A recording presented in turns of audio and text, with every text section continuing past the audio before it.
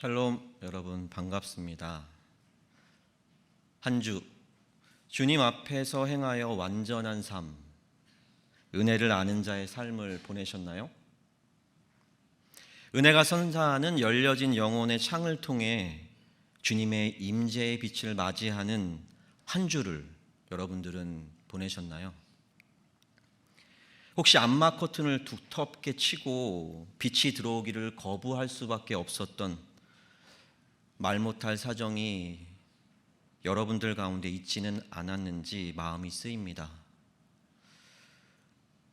임재하는 빛을 맞이하셨다면 임재하시는 주님과 한 주간 여러분들은 어떠한 인생의 이야기를 써내려가셨나요? 여러분들의 이야기가 궁금합니다. 저는 소망하고 있습니다.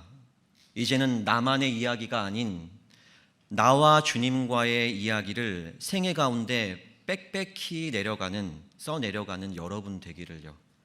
저는 여러분들이 그와 같기를 소망하며 기도합니다. 여러분, 인생이라고 하는 것이 무엇일까요? 인생을 무엇이라 정의 내릴 수 있을까요? 23년 만에 아브라함에게 다시 찾아오셔서 너는 내 앞에서 행하여 완전하라고 말씀하신 하나님을 계속해서 이렇게 떠올리다 보니 제 안에 이런 질문이 들어왔습니다. 너는 내 앞에서 행하여 완전하라. 아브라함에게 하셨던 이 말씀은 참으로 힘이 있습니다. 하루하루 살아내려는 저에게 저에게 계속해서 제 마음을 두드리고 하나님을 기억하게 만들기 때문이었습니다. 하나님의 이 말씀은 우리가 살아내는 인생과 깊숙이 연관되어 있습니다.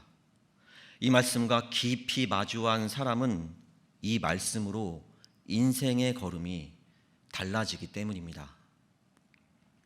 믿음의 관점에서 태초에 하나님이 천지를 창조하시니라는 말씀으로부터 인류가 시작되었음을 우리가 믿는다면, 여호와께서 아브라함에게 이르시되 너는 너의 고향과 친척과 아버지의 집을 떠나 내가 내게 보여줄 땅으로 가라는 장면이 한 사람의 인생 스토리에서 결정적인 장면이 된다는 것을 믿는 우리라면, 사람의 생애, 그러니까 살아있는 한평생의 기간은 이 땅에서의 시간을 허락하시고 그 시간에 의미와 가치 그리고 목적을 부여하시는 하나님을 제외하고서는 도무지 이야기할 수 없습니다.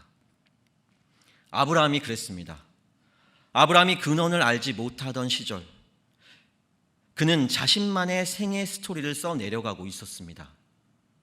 그런 아브라함이 근원과 마주하였습니다. 그로부터 그는 근원의 이름을 부르짖는 사람이 되었고, 그의 삶의 자리는 하나님을 경험하는 자리, 하나님을 아는 자리가 되었습니다. 그러니까 자신만의 생애 스토리를 써내려가던 아브라함이 이제는 자신을 인도하시는 하나님과 그분께 반응하는 나를 경험한 스토리를 써내려가기 시작했다는 것입니다. 아브라함이 하나님을 중심으로 자신의 모든 것을 해석하는 삶을 살아내기 시작합니다. 인생이란 무엇인가요? 인생을 무엇이라 정의 내릴 수 있나요? 라는 질문을 믿는 자들에게는 믿음으로 산다는 것이 무엇인가요? 라는 질문으로 바꿔볼 수 있습니다. 누군가가 제게 만일 믿음으로 산다는 것이 무엇인지에 대한 답을 한 문장으로 정리해달라고 요청한다면, 저는 기도 중에 제 입술에 허락하신 한 문장으로 믿음으로 사는 삶을 정의 내려보고 싶습니다. 믿음으로 산다는 것은 하나님의 무한히 풍성하심 속에 있는 하나님의 다양한 면모와 마주하며 하나님을 알고 또 아는 삶이라고 말이죠.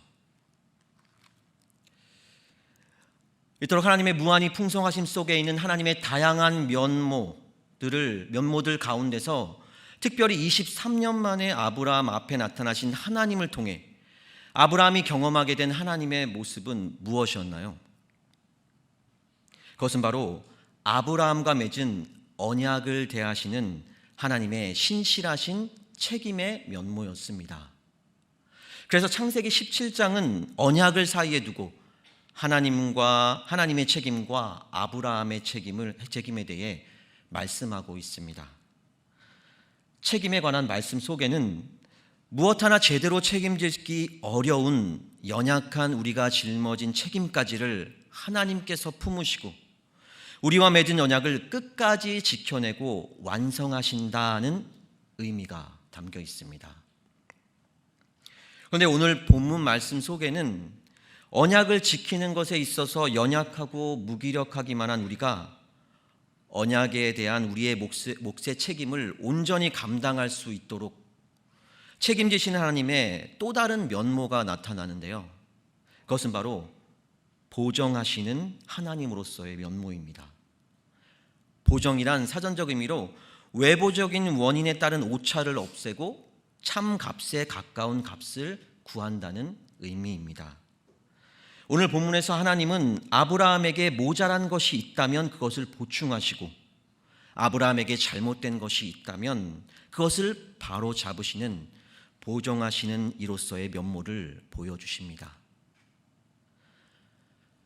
책임지시는 하나님으로서 아브라함에게 나타나신 하나님께서 아브라함의 아내의 이름을 바꿀 것을 명령하신 것에서 우리는 보정하시는 하나님으로서의 면모를 첫 번째로 발견할 수 있었습니다. 우리가 이미 나누었듯이 하나님께서 아브라함의 이름을 바꾸신 것은 하나님 자신의 책임을 강화시키기 위한 일이었습니다. 언약을 품은 이름을 지어 아브라함에게 주시고 그 이름을 통해 하나님께서는 언약을 기억하고 지키고자 하셨습니다. 하지만 하나님께서 아브라함의 아내의 이름을 바꾸신 것은 하나님이 아닌 아브라함의 책임을 강화시키기 위한 목적이었습니다. 하나님께서 사레를 사라로 고치신 것은 아브라함의 아내가 사레였을 때 아브라함이 주 앞에서 행하지 않고 버렸던 일의 결과에 하나님께서 개입하시겠다는 뜻을 나타내신 것입니다.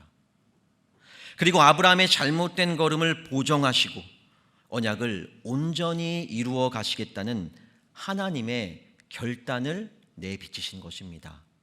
사레를 사라 되게 하신 그것의 말이죠.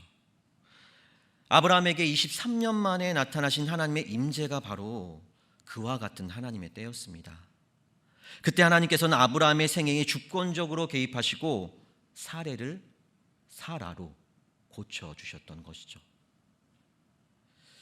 하나님께서 아브라함이 사레 때 하나님과 무관하게 행했던 일의 결과를 고치시고 아브라함이 그의 몫의 책임을 다할 수 있도록 그를 고치시는 갱신의 역사를 사레의 이름을 사라로 고치시는 일로서 선포하셨던 것입니다. 하나님께서는 아브라함이 자신의 몫의 책임을 다할 수 있도록 제로베이스, 즉 문제의 출발점으로 다시 돌아가 아내 사라와의 사이에서 제대로 된 믿음의 걸음을 다시 시작하라는 의미에서 아브라함의 아내 이름을 사레에서 사라로 바꿀 것을 명령하셨습니다.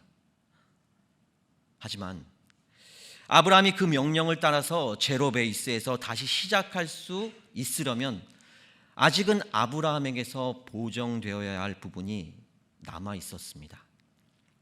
본문 17절인데요. 함께 읽겠습니다. 아브라함이 엎드려 웃으며. 하나님께서 23년 만에 아브라함에게 나타나셔서 나는 전능한 하나님이라 너는 내 앞에서 행하여 완전하라. 내가 내 언약을 나와 너 사이에 두어 너를 크게 번성하게 하리라 말씀하셨을 때 아브라함은 임재하신 하나님의 말씀하심 앞에 엎드려 얼굴을 땅으로 향했습니다. 그리고 엎드린 채 이어지는 하나님의 말씀을 잠잠히 받아들였습니다. 그런데 하나님의 말씀이 하나님의 책임에 관한 것에서 아브라함에 관한 것으로 옮겨지고 자녀에 관련해서는 자신이 노력해서 낳은 이스마엘을 언약에서 배제하시겠다는 하나님의 말씀을 듣게 되자 아브라함의 태도는 변화를 보입니다. 그것은 바로 아브라함이 처음에는 분명 하나님의 임재 앞에서 하나님의 권능을 인정하며 그 위험 앞에 굴복하여 엎드렸지만 하나님의 특정한 말씀에 대해서는 실소, 그러니까 아브라함이 하나님께서 말씀하시는데 자신도 막을 새 없이 웃음이 피식 새어 나왔다는 것입니다. 이것이 의미하는 것이 무엇일까요? 실소라는 단어의 사전적 의미는 어처구니가 없어 저도 모르게 웃음이 툭 튀어나온다는 의미입니다. 적어도 하나님께서 사라를 통해 자녀를 주시겠다는 말씀에 대해서 아브라함은 어처구니가 없네 라고 생각했던 것입니다.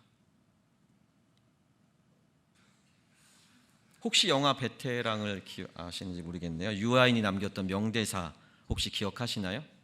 각종 예능에서 수많은 패러디를 양산한 명대사입니다. 이 영화에서 빌런으로 등장하는 유아인이 사채빚을 못 갚아 사정을 좀 봐달라고 찾아온 채무자에게 그의 어린 아들이 보는 앞에서 비아냥거리고 조롱하고 위협하며 이렇게 말합니다. 지금 내 기분이 그래. 어이가 없네? 맷돌 손잡이를 어이라 그래요. 어이.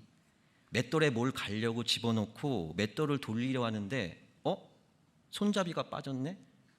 이런 상황을 어이가 없다고 그래요. 황당하잖아.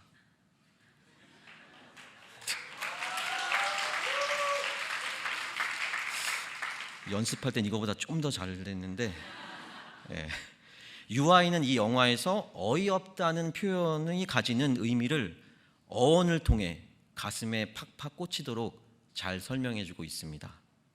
물론 아브라함이 하나님 앞에서 이렇게 유아인처럼 막 나가지는 분명 않았겠지만 아브라함의 이 실소를 통해 자신의 믿음이 가지는 수준의 현 주소를 고스란히 하나님 앞에서 노출시키고 말았습니다.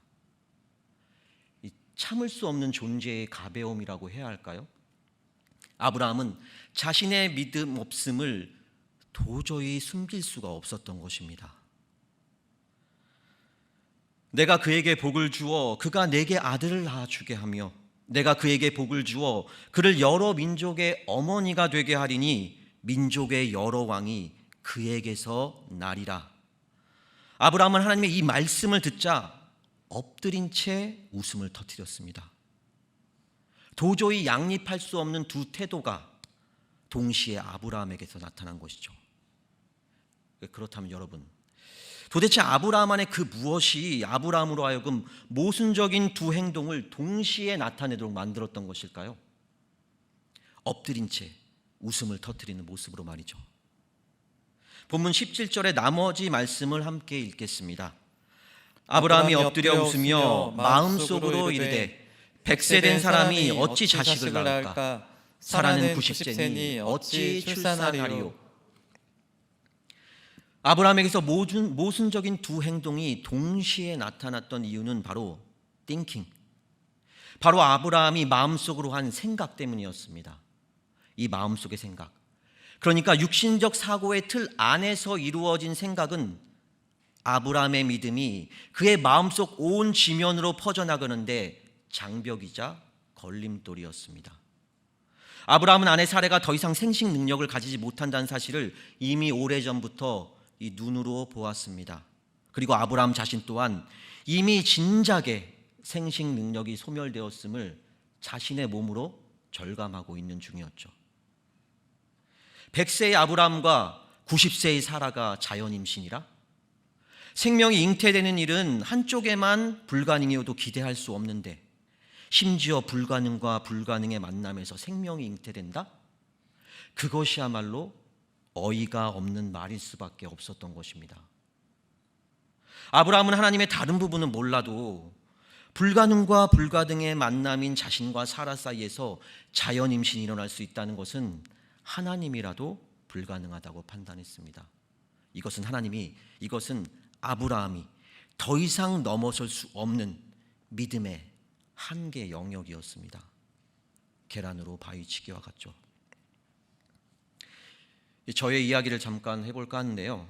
신학대학원에 입학하기 전에 저의 삶은 이 거룩이 또 한 번 깨져버린 피폐한 삶이었습니다. 회개하기 위해 몸부림치고 그 늪에서 겨우 빠져나와 하나님의 뜻을 따르는 제대로 된 생애 스텝을 내딛고자 준비할 때의 일입니다. 16년도 신학대학원 입학을 앞둔 구정 어느 날, 저는 부모님과 함께 기도원을 찾았습니다. 그때 저는 심령이 지치고 위축되어 있었습니다. 저는 주님께서 나를 보내시는지에 대한 확답이 간절히 필요했습니다. 주님께서 함께 하시지 않으시는 신대원의 입학은 저에게는 아무런 의미가 없었기 때문이었습니다. 그래서 계속해서 하나님께 묻는 중이었습니다. 나를 주님의 일꾼으로 다시 세우려 하시는지를 말이죠. 그렇게 저는 두려움 가운데 묻고 또 물었습니다. 그러던 중 찾아간 기도원의 오전 집회 때 강사 목사님의 설교 중 한 말씀이 충격적인 레마로 제게 전해졌습니다. 저는 그 말씀이 거부할 수 없는 하나님의 음성임을 확신할 수 있었습니다. 하나님께서는 오래 묵혀두셨던 한 말씀을 제게 꺼내셨습니다. 경순아, 내가 너를 도무지 신뢰하지 못하겠다. 저의 이전 삶에 대한 하나님의 평가와 결산이었습니다. 저는 그 자리에서 완전히 무너져 내렸습니다. 고통스럽고 괴로웠습니다. 하나님 앞에서 신실하지 못했던 내 자신, 그래서 하나님을 고통스럽게 만들었던 자신을 마주하며 하나님 앞에서 통곡하며 절규하듯 회개하였습니다. 저는 처음 그 레마를 들었을 때는 신대원 입학에 하나님께서 동행하지 않으시겠다는 의미로 받아들여졌습니다. 그래서 이제는 종으로서의 길도 오늘로 마지막이겠구나 생각하고 하나님과 함께 할 수 있다면 다른 길이라도 은혜를 베푸시는 대로 살자고 생각하며 전심으로 회개하는 일에만 집중하였습니다. 그런데 계속 회개하며 하나님 앞으로 나아가다 보니 내가 너를 도무지 신뢰하지 못하겠다는 말씀이 너는 더 이상 안 되겠으니 여기도 끝이라는 뉘앙스가 아니라 저에게 마치 하소연하시는 듯한 뉘앙스라는 것을 느낄 수 있었습니다. 경순아, 너를 어쩌면 좋으니?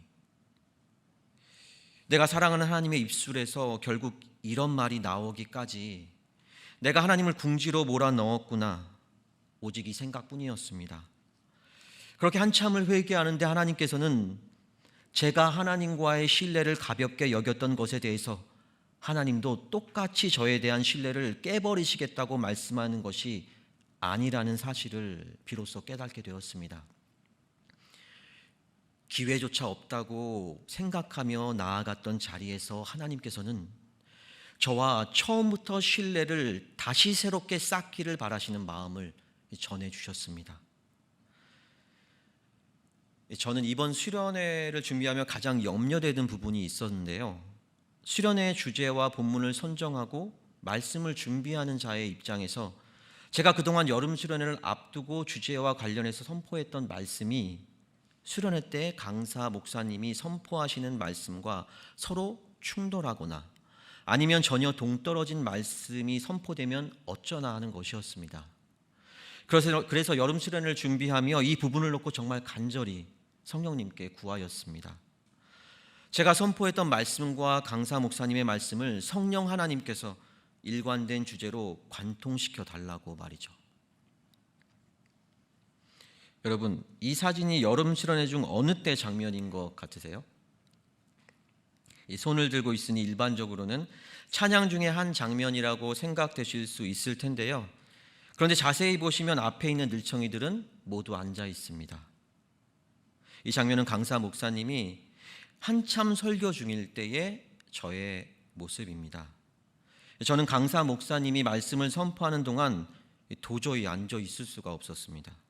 그리고 얼마 지나지 않아서는 저렇게 한 손을 높이 쳐들고 설교를 끝까지 들을 수밖에 없었습니다. 왜냐하면 저는 강사 목사님이 제 머릿속에 들어갔다 나오셨는가 싶을 만큼 어떻게 저를 통해 선포됐던 말씀과 저토록 관점과 내용이 일맥상통할 수 있을까 생각이 들었기 때문입니다. 성령 하나님께서 그동안의 저의 걱정을 집회 한 번으로 완전히 날려버리셨습니다. 임원들과 수련회 피드백을 나눌 때도 이 이야기를 나누었는데요. 그때 어느 임원이 공감하며 자신은 설교 관련해서 전도사님이 강사 목사님과 정말 많이 소통하셔서 그러는 줄 알았다고 하더라고요.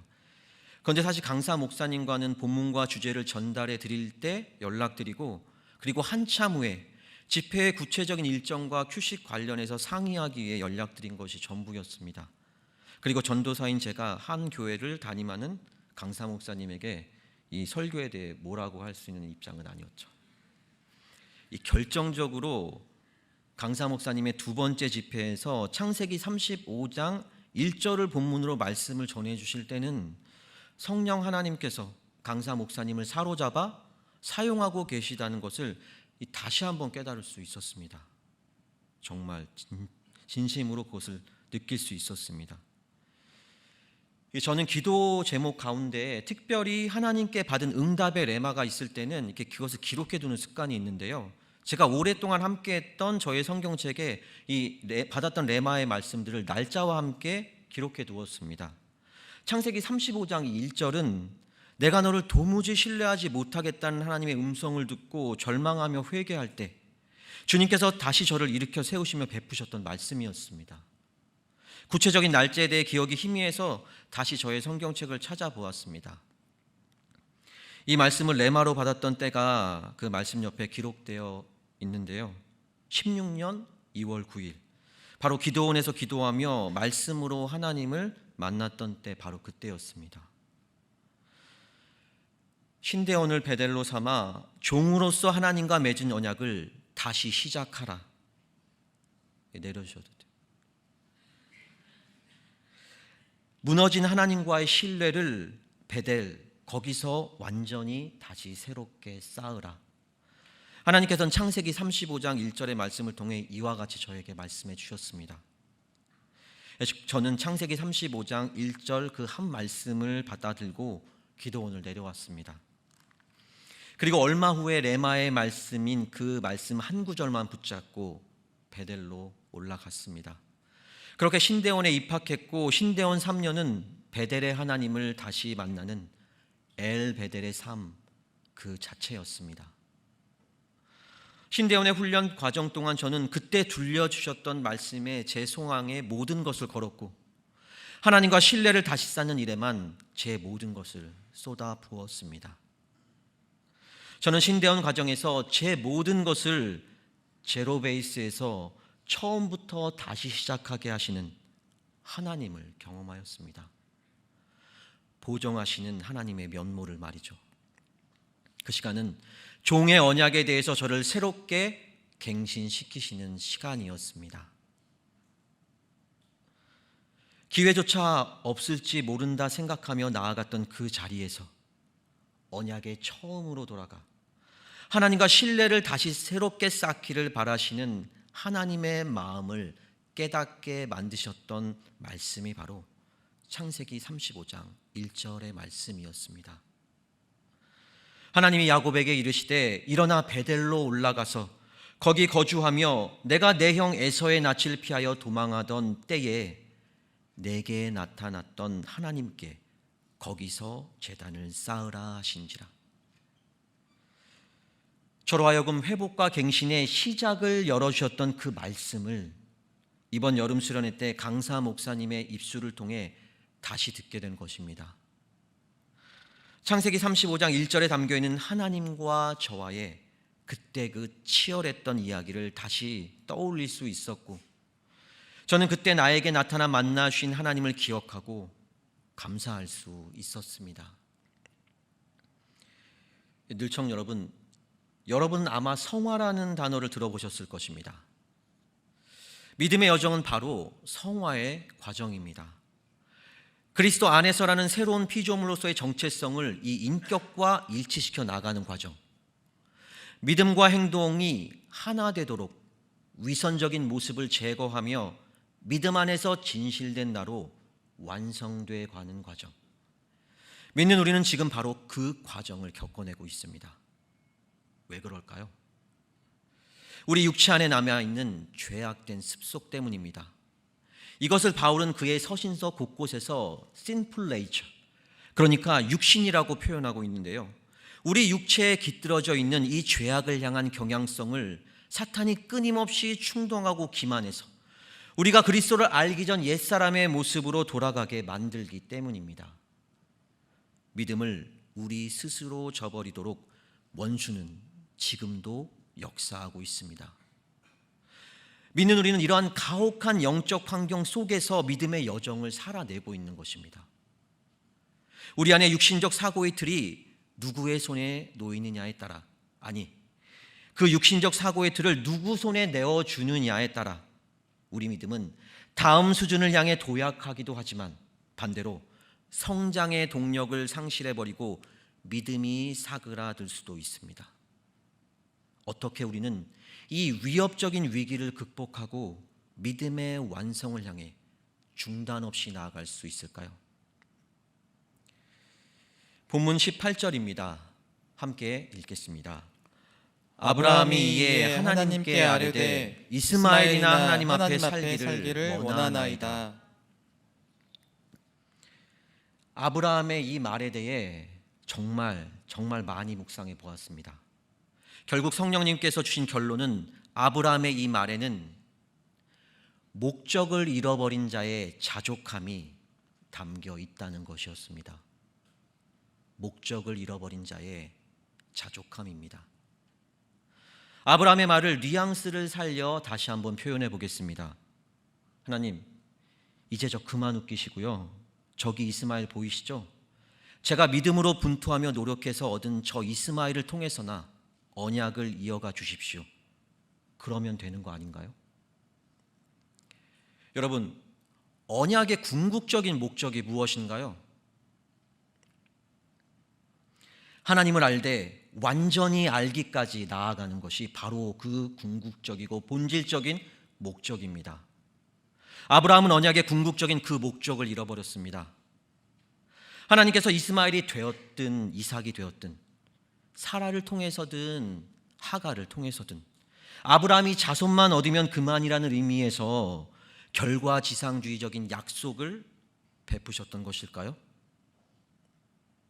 이렇게 생각한다면 그것은 언약을 지극히 육신적이고 형식적으로 이해한 결과입니다.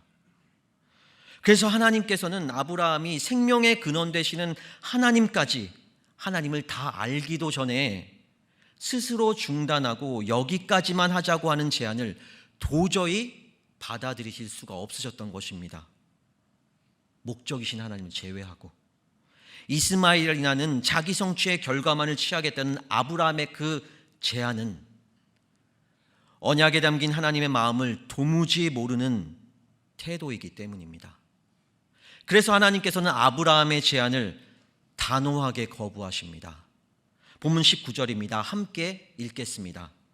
하나님이 이르시되 아니라 내 아내 사라가 내게 아들을 낳으리니 너는 그 이름을 이삭이라 하라. 내가 그와 내 언약을 세우리니 그의 후손에게 영원한 언약이 되리라. 늘청 여러분, 한계와 수준을 정해둔 채 하나님을 그 안에 집어넣고 판단하려는 사고방식, 그러니까 이와 같은 육신적 사고의 틀 안에서 믿음은 벽에 부딪히고 믿음의 운동력은 위축되고 맙니다. 다음 수준으로 믿음이 뻗어나갈 동력을 상실해버리는 것이죠. 여러분들은 지금 어떠한 생애를 살아내고 계신가요? 바로 여러분들은 믿음의 여정으로 생애를 지금 살아내고 계십니다. 개인적인 정의대로라면 믿음으로 산다는 것은 하나님의 무한히 풍성하심 속에 있는 하나님의 다양한 면모와 마주하며 하나님을 알고 또 아는 삶입니다. 한계와 수준을 정해둔 채 하나님을 그 안에 집어넣고 판단하려는 사고방식, 곧 육신적 사고의 틀 안에서는 하나님의 무한히 풍성하심 속에 있는 하나님의 다양한 면모와 마주할 수 없고, 그렇게 가둬진 믿음으로는 하나님을 더하여 알 수 없습니다. 목적을 잃어버린 믿음의 여정은 시간만 흐를 뿐 더 이상 아무런 진전이 없는 것입니다. 아브라함이 하갈을 통해 이스마엘을 얻고 난 13년 동안 아브라함에게서 유의미한 믿음의 움직임이 보이지 않았던 것처럼 말이죠. 늘청 여러분, 우리의 정체성은 믿는 자들입니다. 인생을 믿음의 여정으로 살아내며 세상과는 전혀 다른 삶의 방식을 취하는 자들입니다. 그렇다면 지금 우리 안에서 가장 어울리지 않는 모습은 바로 육신적인 사고의 틀입니다. 하나님을 우리 안에 가두는 사고 방식인 것이죠. 믿음의 원동력을 사그라들게 만드는 이 육신적 사고의 틀이야말로 의인은 오직 믿음으로 말미암아 살리라는 말씀을 삶의 유일한 방식으로 사람 삼고 고군분투하는 믿는 자들에게서 반드시 손을 보아야 하는 모습입니다. 우리 안에 있는 바로 이 육신적 사고의 틀, 여기에 하나님의 개입과 보정하시는 역사가 절대적으로 필요합니다. 여러분, 이퀄라이저를 들어보신 적이 있으신가요? 네. 그 이름은 모르더라도 여러분 아마 실생활에서 이미 이퀄라이저를 접하고 있을 것입니다. 네. 이렇게 생긴 것을 아마 한 번쯤 보았을 것이라고 생각되는데요. 이 이퀄라이저라고 하는 것은 이 신호의 증폭이나 전송 과정에서 생기는 변형이나 왜곡을 보정하기 위해서 음정 신호의 특정 주파수 대역을 강조하거나 반대로 감소시키는 방법으로 음질을 보정 및 개선하는 데 사용되는 장치입니다. 알맞은 음역을 유지시키기 위해 이 입력값을 조정하는 것을 목적으로 하는 것이죠. 늘청 여러분, 우리는 믿음에 있어서 한없이 연약하기만 합니다. 아마 평생을 걸쳐 걸어도 믿음에서는 여전히 연약할 것입니다. 그래서 우리는 믿음을 방해하는 가혹한 영적 현실 가운데를 흔들리며 걷습니다. 그렇게 흔들리며 걷다 보면 우리 처음 믿음은 더 이상 돌파하기 힘든 어떤 현실 속에서 왜곡되기도 하고 변형되기도 할 것입니다. 우리는 가혹한 영적 현실 가운데를 믿음으로 분투하며 헤쳐나가는 데만 몰두하다 보면 자칫 놓치기도 합니다. 나는 지금 믿음의 주인께 초점을 잘 맞추고 있는지, 나의 시선은 지금 온전하게 하시는 주인과 일직선상에 있는지를 말입니다. 이것을 제대로 점검받지 못한다면 나름 하나님 앞에서 열심히 산 것 같은데 돌아보면 제대로 믿지 못한 채 시간만을 지나쳐온 자신을 발견할 수도 있습니다. 그런데 이때가 바로 우리의 믿음을 보정하시는 하나님과 우리가 마주해야만 하는 때가 됩니다. 이때를 기회로 삼아 우리는 믿음의 근원, 믿음의 기준이 되시는 주님께로부터 우리 믿음을 점검받고 보정받아 다음 믿음의 도약대 앞에 서야만 합니다. 언약을 성취하시려는 하나님의 말씀 앞에서 아브라함이 엎드린 채 웃었던 것처럼 믿지만 여전히 믿지 못하는 우리에게도 여전히 하나님을 인정할 수 없는 그런 영역들이 있습니다. 그 지점에서 우리는 아브라함처럼 하나님을 목적으로 세우지 못합니다. 사랑하는 늘청 여러분, 믿음의 여정에서 연약한 우리는 변해갑니다. 그래서 변하지 않으시는 주님으로부터 보정이 필요합니다. 내가 제로가 되는 자리, 그 원점으로 돌아가 다시 시작하는 회복이 우리에게는 필요합니다. 우리의 목적 되시는 주님으로부터 우리를 제로로 세팅해야만 합니다. 하나님이 세우신 창조의 그 원점, 기준값으로 말이죠. 늘청 여러분, 이스마엘이나 하나님 앞에서 살기를 원하나이다라고 하나님께 요구한 아브라함처럼 목적 잃은 자족함에 결단코 동조하시지 마시기 바랍니다. 늘청 여러분, 한계와 수준을 정해둔 채 주님을 그 안에 집어넣고 판단하려는 육신적 사고방식을 습관적으로 원수의 손에 내어주지 마십시오. 오직 우리 믿음의 여정을 끝까지 책임지시는 주님의 손에 여러분들을 내어드리기를 간절히 요청드립니다.